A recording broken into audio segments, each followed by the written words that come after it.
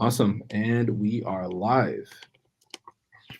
Sorry about the delay, guys. Welcome. Want to welcome you guys back to another episode of Guest Speakers.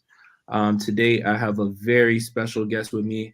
It's a friend of mine, Chad House. Um, he is going to come in and go over resume workshops. So, Chad, I'll toss it over to you. I want you to introduce yourself. Tell us what you do. Okay, hi everybody. My name is Chad House. Currently, what I do, I work for a nonprofit as a learning coordinator for a company called Haluna Health. We're trying to start a community healthcare worker certification program for people that want to get into that field and develop professionally. A little bit about my background. I was in the Navy. That's how I met Yashimai. I got out in 2016. Like a lot of people, just trying to figure out what I want to do next. I ended up going back to school. I went to school at Cal State LA. I have a master's in public administration. So just think of business administration, but more so for servicing the people and not being so driven on money. Driven about the bottom line, which is making money. So people in public administration in that degree field, we have knowledge and skills, for people that wish to prepare themselves for management careers in government, community agencies, not-for-profit organizations, planning and consulting firms, and private sector organizations, or public sector as well. So that's kind of what public administration is about. I used to teach a resume workshop at my last job. So mind you, I'm not the guru of resumes, but I do know some things. I want to share that information with you all. Awesome. Well, thank you. So I'll let you jump right into it. I'll go ahead and share. Um, Perfect.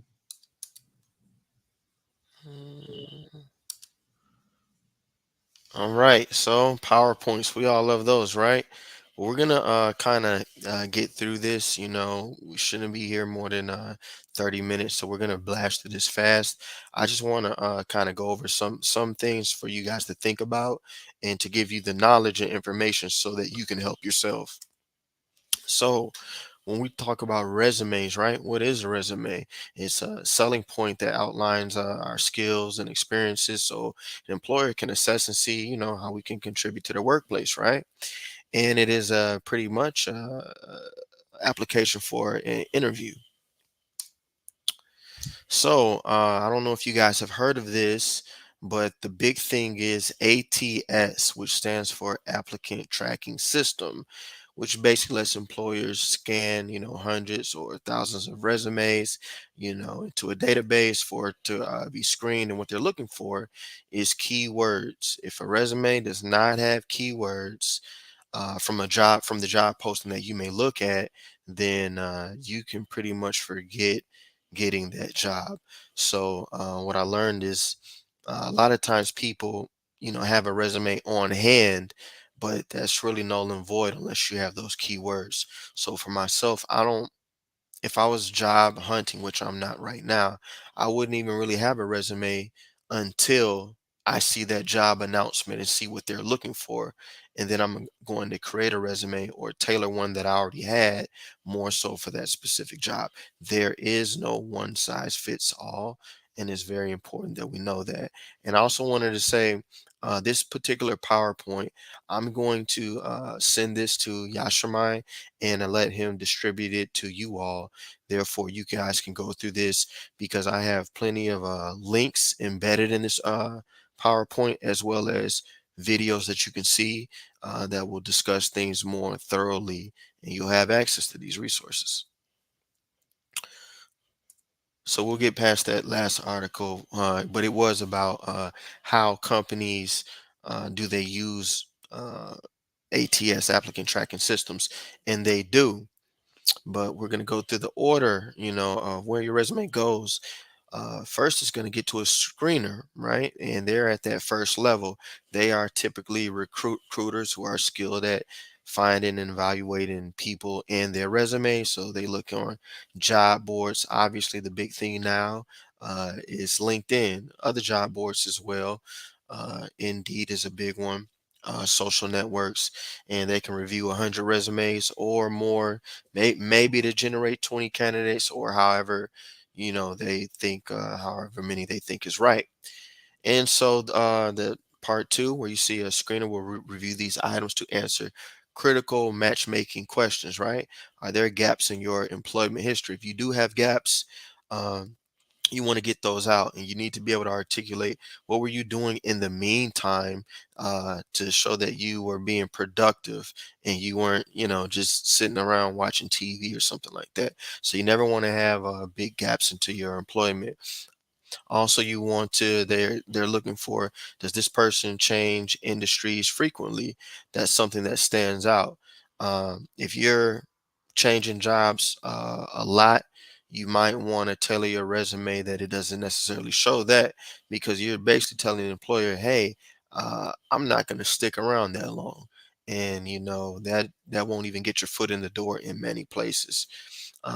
Did you have a satisfactory long tenure at previous jobs? If you did, that's something that you definitely want to talk about, if you get to the point of getting to an interview.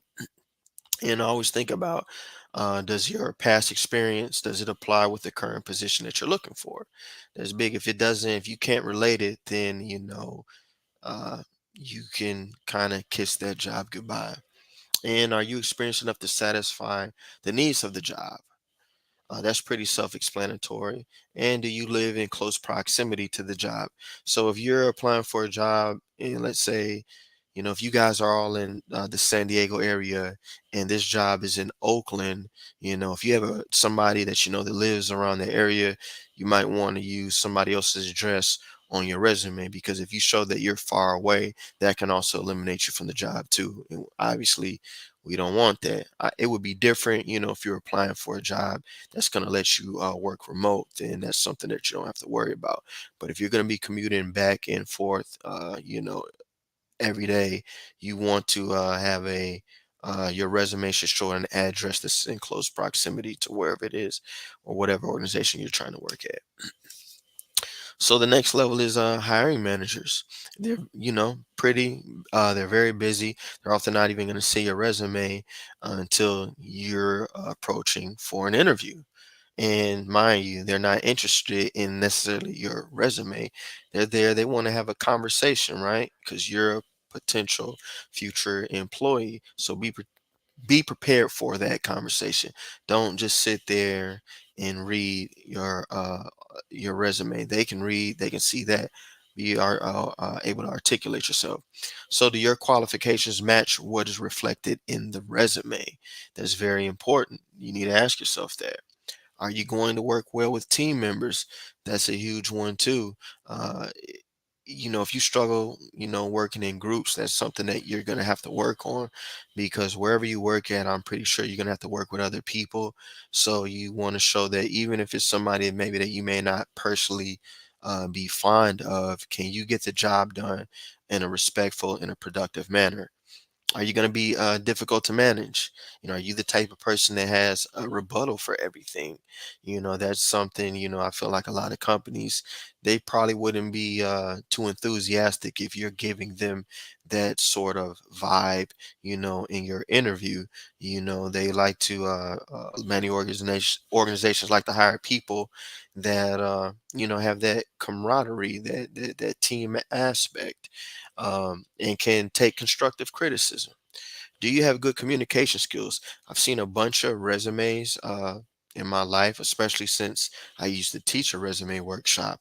I would say, well, we all know that communication skills is a soft skill.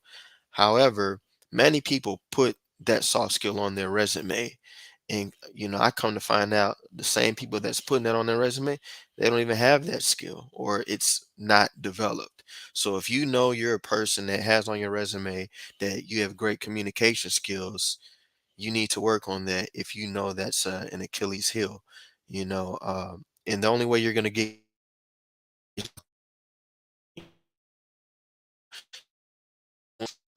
comfortable.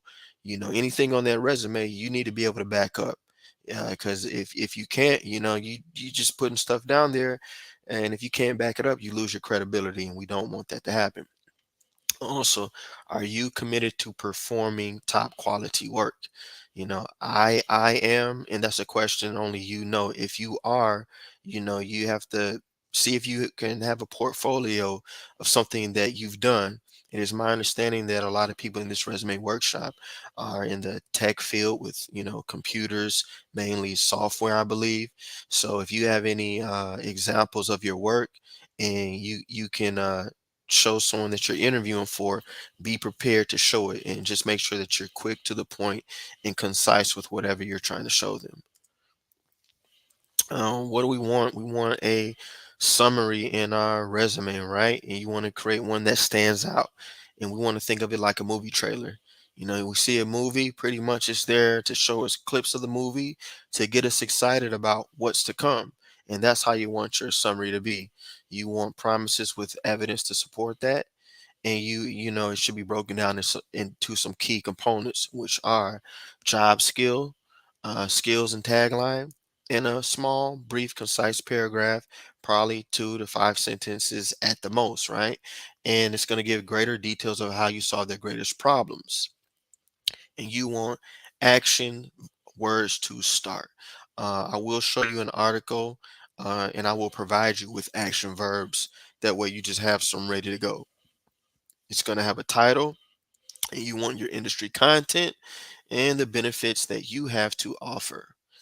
So right here we have a sample of a summary, right, for your resume. So this one, senior project manager, collaborative software project manager with expertise building mature agile teams that deliver quality on deadline products that drive corporate objectives, facilitates continuous improvement across all levels of organization, servant leader adept at creating self-directed teams and positive team cultures, project management professional, and OSHA 30 certified. We want to think of, our bullet points as being accomplishment driven, and we want to break it down as a formula, right? What is the formula? Action verb, task, then a result. Action verb, task, and a result. So what you see in these two examples, you see the action verb in white, you see the task in teal, and you see the result in purple. So I'll read them both. So the first one, improve the resumes of 425 staff and community members, resulting in increased successful employment outcomes for those who chose to self-report. Improve is an action verb. What are we doing? What is the task? The resumes of 425 plus students, staff, and community members. What is the result? It results in increased successful employment outcomes for those who chose to self-report. So use these as a template, as examples, so that you can create your own bullet points, cater around, your skill set and what you do. The second one, B, initiated and led marketing outreach and communication efforts to 5 community departments, leading to a 25% increase in weekly traffic in the Career Center. Again, we led with action verbs, initiated and led, both action verbs. What are we trying to do? What is the task? Marketing outreach and communication efforts to 5 community college departments. And what is that result? It led to a 25% increase in weekly student traffic in the Career Center. So one of the main things that I want you to take away from this resume workshop is your bullet points, and make sure you have that action verb, task, and a result. We want to format your resume, in the proper way. Basically, if you don't have a picture on your resume, or a huge font, or big boxes or things like that, you want to keep your font size approximately 10 to 12, and just make sure that it's easy to read. You can choose whatever you want, but in my days of teaching resume workshops, the ones that I have listed that you see: Arial, Georgia, Helvetica, Tahoma, Times New Roman, Tribute, Trebuchet, MS, and Verdana. Those are pretty popular. So those are just ones that I would recommend if you're, trying to figure out which one is good for you. Right here, there's usually a key skills and core qualifications. uh, in anybody's resume. This one, took the name Lisa Turtle. I don't know if you guys are familiar with Saved by the Bell. You know, it's an old sitcom. That's where I got the name from. But as you see, these key qualifications and core skills: top secret clearance, bilingual management, security, conflict resolution, operations, instruction, and leadership. You can obviously tell that particular woman would be going for something in the law enforcement sector. So whatever you put down as your key qualification, your core skills, make sure that you're looking at that job announcement, because they're going to have that listed there, and you need to pretty much be able to mimic that. But mimic what you can do, what you know how to do, what you're proficient doing. Because you don't want to be putting things on your resume that you can't do, that you can't back up, because that's gonna it's gonna make you look bad. And we want to think of specific questions, right? Uh, and these questions can be applied to an interview as well.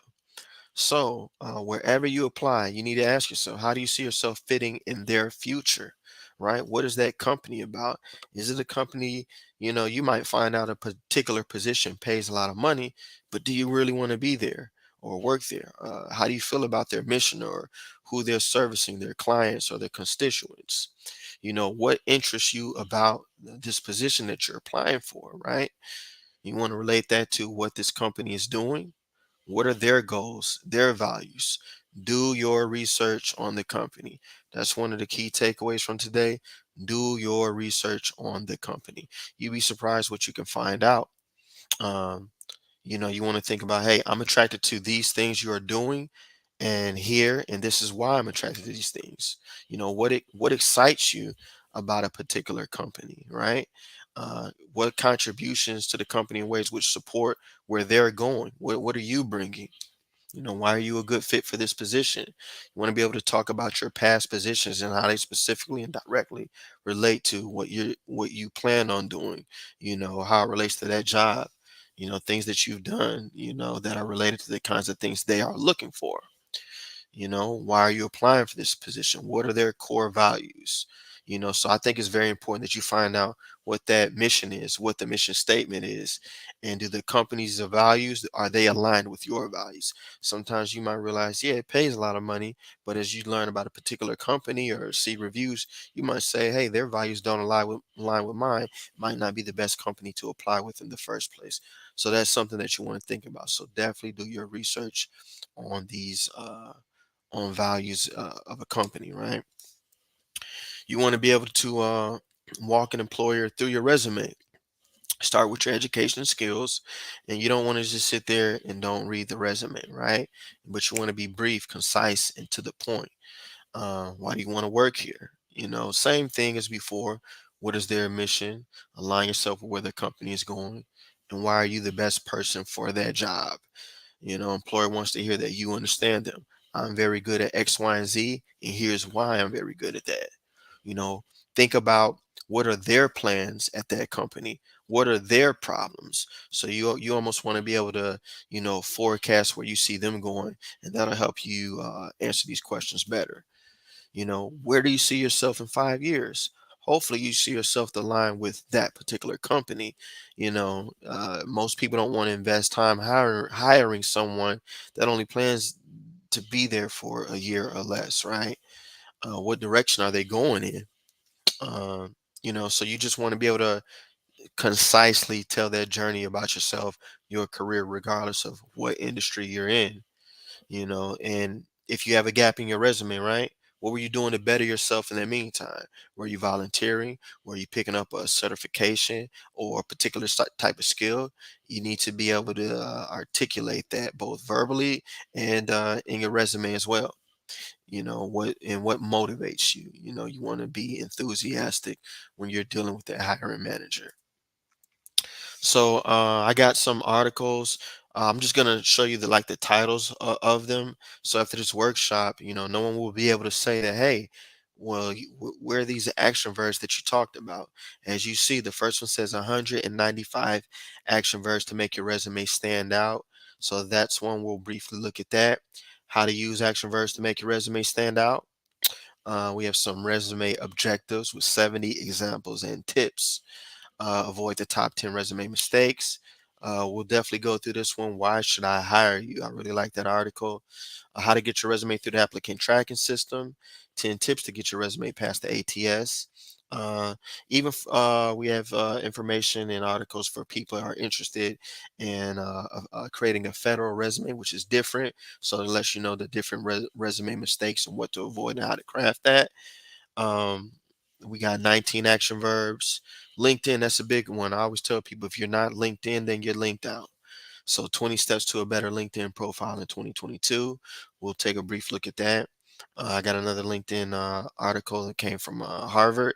Pretty good. And LinkedIn summary templates. It's just a few more articles. A big one. I hope you guys take in your personal time to look at these all more thoroughly. Obviously, we don't have time like that today, but a big one is a disruptive cover letter. That's huge. We will look at that. I think it will really help grab the attention to an employer and help you set yourself apart and your guide to writing a cover letter with tips and examples. And since I got information that you guys are in the computer tech industry, 15 great computer science resume obj- objective samples. So let me get out of here briefly, and we'll go to some of these articles. This article, 195 action verbs to make your resume stand out. This article came from Indeed. What I like about this article is how it's broken down, right? What are action verbs? Action verbs are words that express an action. In a resume, action verbs are used to highlight your skills, experience, and accomplishments. They are specific. They clarify your contributions and bring a confident tone to your resume. Using action verbs that are unique and powerful can increase your chances of capturing the attention of an employer and moving to the next step in the hiring process. We'll go through an example. So they're saying that this one lacks strength and clarity. Held weekly status meetings to share client updates. The next example is more empowered and detailed. Spearheaded weekly status meetings to communicate agency revenue growth. So you can see how the second one is much stronger, and we want yours to be strong. So definitely put those action verbs in. What I like about this article is how it's broken down. So if you want to show action verbs to showcase accomplishments, it has a whole bunch in there in alphabetical order. So it has 28 that kind of express showcasing accomplishments. We have action verbs that showcase responsibilities. How many? There's 30. Action verbs to showcase communication skills. 14. Action verbs for creative experience. 27, so on and so forth. So we won't go through the whole article, but that is how it is set up. Um, we'll go to this one. 15 great computer science resume objective examples. So, mind you, this article came from Indeed. Please do not be lazy, ladies and gentlemen. What I mean by that is, it's easy to look at these articles, and mind you, you guys will get my PowerPoint, and you'll have all these links embedded in there. But don't just take the lazy route and just say, "I'm just going to copy and paste." Use this to steer you in the right direction, and be a little creative, just kind of use this as a guide to help you along the way. So, how to write a computer science resume objective. Here are a few steps. So, you'll obviously want to read the job description, research the company. We talked about that. Be specific, concise, format it properly, and look to the future. So, let's see. We'll just go right into the examples. So I won't read them all, but here's a couple of them just to give you an idea of how you might want, resume objectives to sound in your field. To obtain a database manager position at Pinnacle Incorporated, where I can use my 10 plus years of experience in Linux slash Unix database administration. Searching for an established IT firm like Associated Data, LLC, where I can work as a support desk agent. Seeking employment as a computer analyst at Oakwood, I would like to use my strong analytical background in a collaborative environment. Computer programmer with 10 plus years of experience in C++ and Python, looking to become a senior software developer at Morning Sun.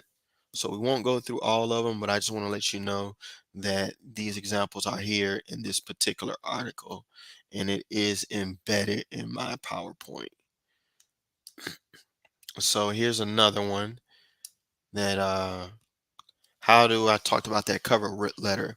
4 steps to writing a disruptive cover letter. Also, I do want it to be known that in my PowerPoint, I have videos. Won't be going through the videos today, but when you get the PowerPoint, you can go through that section. I'm more of a visual learner, and I think it will behoove you to look at these videos. But here's one: 4 steps to writing a disruptive cover letter. So, we'll read the first part. A disruptive cover letter kind of disrupts your brain, your mind. You want to grab that attention, and that's what a disruptive cover letter should do. So I got this from Work It Daily. This is a place where you, if you want to on your own, if you want to pay for a subscription, I'm sure they'll be glad to have your money. But cover letters only get read about a third of the time they are sent. That being said, when one is required, or you are hoping for that added edge to get a hiring manager's attention, there is no doubt a great cover letter can make all the difference. To accomplish this, your cover letter must be disruptive and draw them in. Here are some things to keep in mind when you're writing a disruptive cover letter. So you want to tell a story, right? The surest way to stand out to employers is to tell a story about why you feel connected to their company. Don't just reiterate what you said in your resume in the first paragraph of your cover letter. Explain what you admire about the company you're applying to. Do they sell a product or provide a service that's had a big impact on your life? Do they support causes you are passionate about? Why do you feel connected to their mission? Ultimately, you want to tell a story about what drew you to the company and the important role it has played in your life. Your second paragraph, you want to dig deeper and get them excited about what comes next. So the second paragraph must provide the hiring manager with some added context about your unique background and set the stage for some career highlights that, to quote an old saying, put your money where your mouth is. So blend language from the job description with nuggets of information that are unique to you. So you want to set the stage for how you are qualified for the role you're applying for, but don't go overboard and overdo it. And third paragraph, you want to have some hard hitting highlights. So select a couple examples from your resume that you believe will impress recruiters and hiring managers rather than complete a cut and paste. Reword, keyword, reword these achievements and frame them in a way that shows the employees what you can do for them. In many cases, numbers resonate more than words, so be sure to include quantifiable examples whenever possible. And in your last paragraph, be sure to thank the hiring manager for taking time to read this disruptive cover letter. So that's this article is embedded in my PowerPoint as well, and you have access to it. I was going to show a video, but we won't be able to do that. However, there is a website called tagcrowd.com. Tagcrowd.com. It's a word cloud counting website, and essentially, it's going to help you extract keywords. What you're going to do is you find a job announcement, you copy and paste that job announcement, and then you paste that information onto the website tagcrowd.com. It's going to be preset to probably show the top 50 words. You want to get that down, change that number to 10, and basically it's just going to let you know which words were used the most and how frequently, and that's pretty much going to let you know what your keywords are. And what you want to do is sprinkle those keywords into your resume. Don't go overboard though. When I say don't go overboard with those keywords, limit them to maybe two or three times tops per keyword. If you add in much more than that, you're going to kind of alert this applicant tracking system to say, hey, you put this word keyword in here way too many times. It's going to kind of cause a flag, and it'll kind of get you passed up. So you want to put in keywords, but you just don't want to go absurdly overboard. So I would say, maybe 10 keywords and try to keep them down to maybe 2 to 3 at most.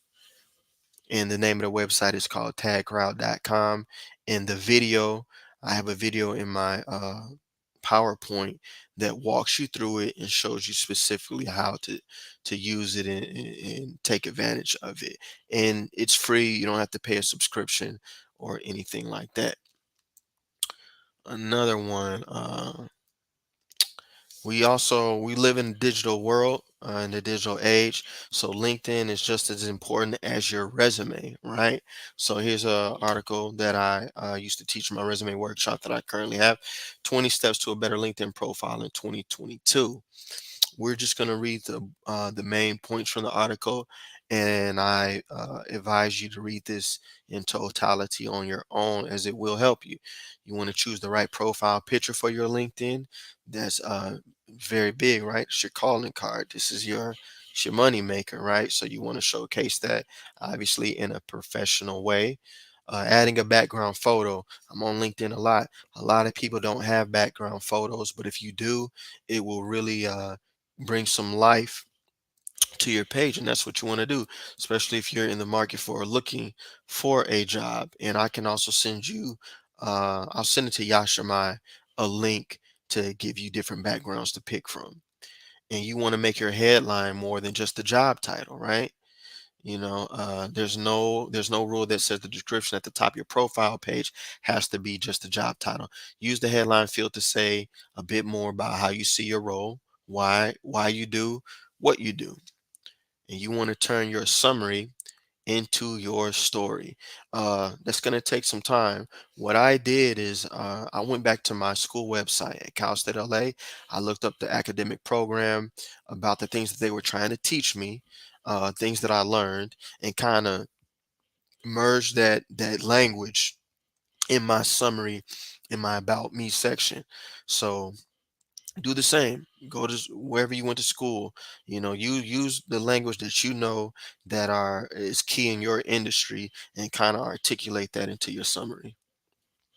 You want to declare use on buzzwords, right? So just the words that are, I guess, too overly used and kind of meaningless. You want to grow your network. We always talk about networking, but networking is only good unless you utilize it. So get out there, talk to people, see who do you know, who do they know, and can that introduction, be made to help you get your foot in the door. That's what you want. So really, create that LinkedIn if you don't have one, and grow. You'd be surprised, who you know that might know or be connected to someone at a particular company that you're trying to get into. Then maybe you can slide that disruptive cover letter. You could maybe get it to the right particular person, and that's what you want to do. You want to list your relevant skills. You also want to spotlight services that you offer. Spread endorsement love. I think that's big. Endorsements from others, members substantiate your skills and increase your credibility. How do you get endorsed on LinkedIn? For starters, go through your network and identify connections who you feel genuinely deserve an endorsement from you. You want to manage your endorsements more proactively. You want to take a skills assessment. You want to request recommendations, showcase your passion for learning, share media and marketing collateral, get credit for your thought leadership with publications, share relevant content from your LinkedIn feed, add comments, follow relevant influencers for your industry, become an employee advocate, publish long form content, and use it to start conversations. And so we'll go through, let's see. I also included this too. This is another big one. Um, I understand that creating a resume, a template on LinkedIn may not be easy, but here are 5 templates that will make it a breeze, right? So what I like about this article is that they explain to you what type of template and give you an example, right? So we'll read through 2 examples, right? So, how many times have you started reading someone's LinkedIn summary and found yourself totally bored 2 sentences in? The whole thing is only a paragraph, but you're already scrolling down to the experience section or clicking away. Having a great summary is essential. After all, it's one of the most important areas of your entire LinkedIn profile. It sums up your professional history, qualifications, and personality. Plus, it can give viewers a clear idea of what they should do next, whether that's accepting your connection request, recruiting you for a job opening, or reaching out for networking purposes. So like I said, we will go through two examples. So this first one is the mission-based summary. Every brand has stories to tell, stories that will not only engage, inform, surprise, delight, and impact their audience, but that will also deliver on measurable business goals. And I am the conduit between brand and consumer.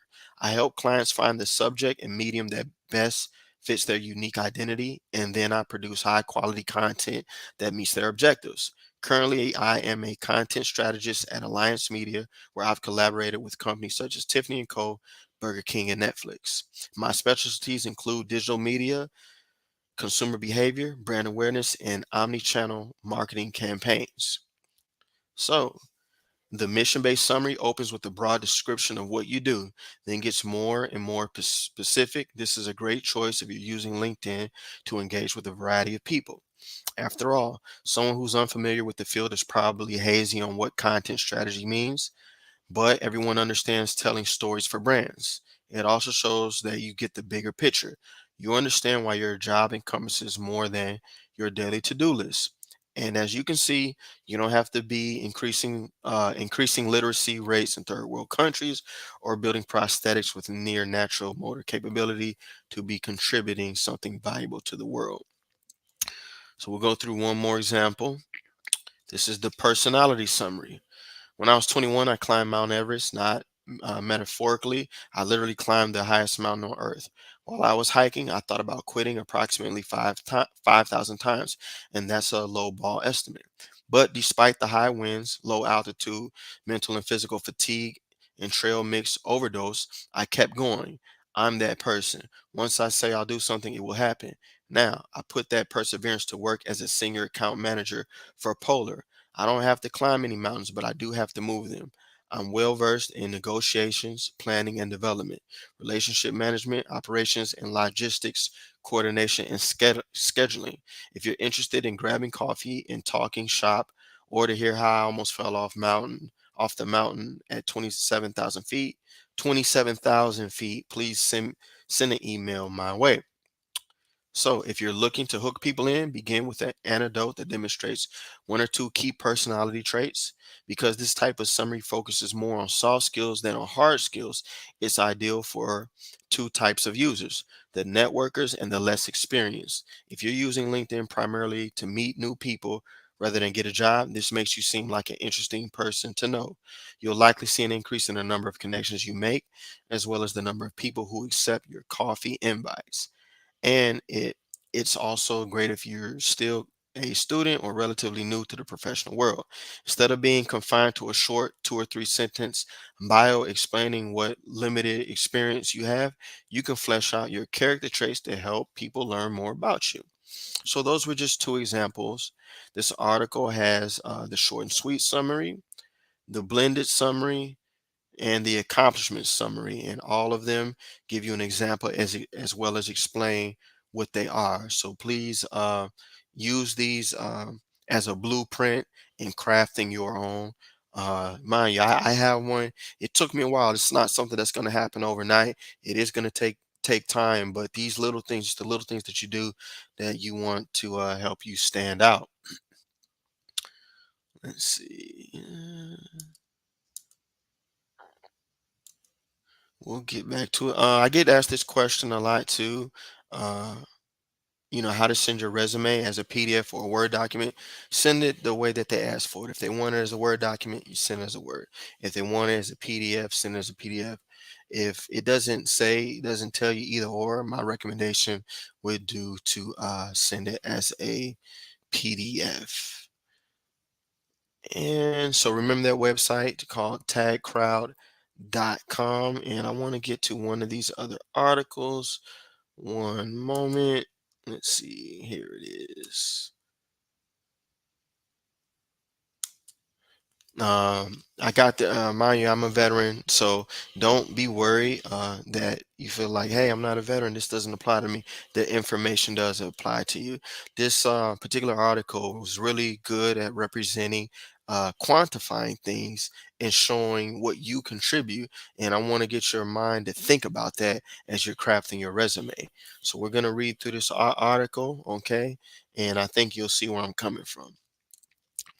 So, make your resume work for you. Veterans' resumes often read as a laundry list of duty assignments, listing responsibilities but not achievements. They fail to answer the question, why should I hire you? Here's how to make sure your resume helps you land your next job. Let's start by looking at an example of a common veteran's resume mistake. Note how assignments and responsibilities are listed with no mention of achievements. So, tank platoon leader, first platoon from Colorado to Tech 77 AR for Anywhere USA. Responsible for a 16-man tank platoon and equipment valued at over 1 million.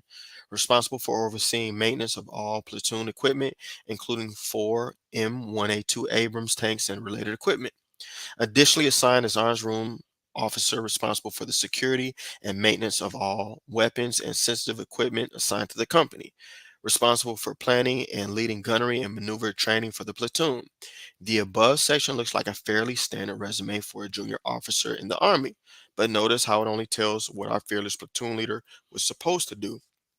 Did he do it well or poorly? We don't know, and the resume doesn't tell us. We've seen good platoon leaders and we've seen bad ones. Which one is this? Now we're going to go to the example of how accomplishments rather than responsibilities should be highlighted. Responsible for, or same, bold, tank platoon leader, first platoon, CO, Colorado, 2 tag 77, AR 40, Anywhere USA. So the first bullet point was the same, responsible for a 16-man tank platoon and equipment valued at over 1 million. Now we're starting to change it further on. Coordinated training on tank maintenance for all platoon members, initiated competition for best maintained tank in a platoon. As a result, our platoon climbed from 13th of 16 platoons to 4th of 16 platoons in quarterly maintenance evaluations. Developed and implemented a plan to improve standards compliance for the honors room, identify areas for improvement, streamline procedures, improve training, and conducted spot checks to confirm compliance. Annual inspection score improved by 23% as a result. Developed and led a training program to build individual, team, and unit-wide excellence in critical skills. The 6-month program culminated in team and unit level evaluations. Team scores increased by 17% for an average score of 92%. The unit level score of 95% was the best of 24 units. The rewritten resume bullets make it clear we are dealing with a top performer, not someone who just showed up and was responsible. Calling out your accomplishments is critical if you want to land a job. This is particularly important, for veterans, but this is important for you too. So you want to be accomplishment driven, and as you see, they were using quantifiable information. Now, if you want to do this in your resume, which I highly advise you to, it's going to take some time and some effort. You might have to go back to your last company, talk to your manager or people that you used to work with to specifically find out what you did, what were your contributions, and can you quantifiably show and articulate on your resume how you contributed and how things were better while you were there. You start to do that, it's going to make your resume stand out much, much more. So, like I said, read this article and use it as a guide to help you craft, making your resume more quantifiable. A lot of times when I would do a resume workshop, people just wanted me to do my resume. I will be clear, I'm not going to do anybody's resume. I'll look at it, I'll review it if you ask me to do that. But to do it, no, I want you to do it. I just want to pass on information that will help you in doing this for yourself, right? And so, is there any other articles that I missed? We're not going to go through all of these articles because there's a lot, but I just wanted to highlight a few of them for you. And let's see. As you can see, I got a whole bunch of videos. If you don't look at any 2 videos, please look at the one that says uh, understanding the applicant tracking system. It's only a 4-minute video.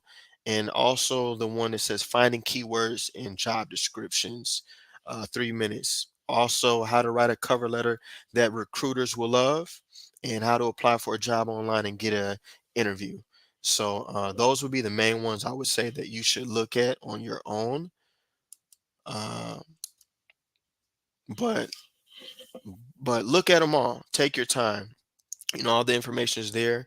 We're kind of wrapping this up, but this is more of a brief overview. So I hope you guys were able to take some useful information. Like I said, I'm going to be emailing this to Yashamai, and he can distribute it to you all, and you guys can go through this more thoroughly.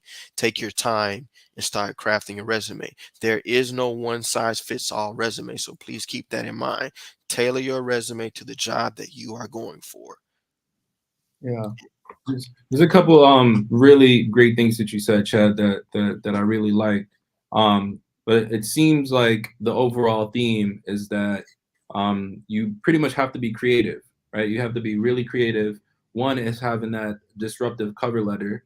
Also, I like that you mentioned that you wouldn't even apply to the position until, or your resume isn't even ready until you've seen the job post, because you want to tweak your resume to that specific job post. Because we talk to a lot of people and they're like, oh yeah, we got our resume, it's already done, it's already ready to go. But you pretty much have to tailor it for each job that you're applying to, so it's never really ready, right? It's good to have, maybe like a master file that contains all of your experiences, right? But then for each role that you apply to, you're going to have to tweak it. And I really like when you mentioned being quantifying that information, quantifying what you did, what you contributed. That's really huge. And I think most resumes, or a lot of people resumes, that's what's lacking. Is that specific information? Like you mentioned, it does take time to do. It's going to take time and effort. And Um, so, can I say something really quick? yeah, yeah. Go ahead. Go ahead. Okay, so if you guys are still looking at the screen, you can see my LinkedIn, right? Believe it or not, it was Yashamai that at first told me that I need to get a LinkedIn, and I did, and it's only as good as you allow it to be, and so obviously I have a profile picture, but just something as small as putting that background in is gonna bring life to it, and so mind you, if you didn't know anything about me, like I had to craft this more so towards what I do, right? My background, my educational background is in public administration, so I'll be really quick about about me. I'm a Navy veteran as well as a recent graduate student who completed a master's degree at California State University in Los Angeles in their prestigious MPA program. I am looking to continue to enhance my skills. I want to serve the public good at the local, state, and national levels in either the public or private sector. In working as a public servant, I bring technical skills, including but not limited to data analysis, report writing with recommendations as needed, knowledge of handling federal funds, compliance with federal regulations, and experience with procurement documentation. I'm looking for opportunities to not only perform necessary tasks within a company, but to also have the opportunity to advance and learn new skills. What truly makes me an asset to any company is my dedication, determination, and proper attitude that I bring with me each and every day. Furthermore, my knowledge and respect for the diverse communities I will be serving fuels me with a passion to get the job done. And so what I did is I went back to my university website. I looked up my program and I kind of asked myself, what were the main things that they were teaching? And then I want to take some of that verbiage and kind of incorporate that into my about me. Therefore, people, jobs that I'm going for, that they're looking for people with a public administration degree. I'm kind of hitting on those words and that terminology. So I challenge you all to do the same in your field. Well, if it tech, computers, whatever that is, wherever you got your certification, your degree from, there's certain terminology and language that's spoken. You know that language and kind of incorporate that language into your about me section. Love it. So I want to open it up for questions. We'll take a couple of questions before we head out. Did want to say thanks. Thanks again, Chad, for coming through and dropping knowledge. It's a lot of really good information.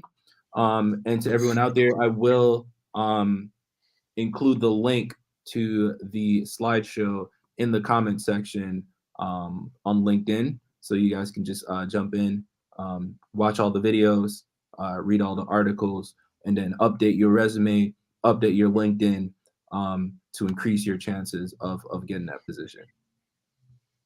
So, any questions? Okay, seeing none. Thanks again, Chad. Very detailed. I appreciate it. Um, thanks for coming through. Alrighty, that's all, everybody, and I'll be sending Yasha my PowerPoint in the next couple of minutes, so you can get that from him if you like. Awesome. Bye, guys. All right, bye bye.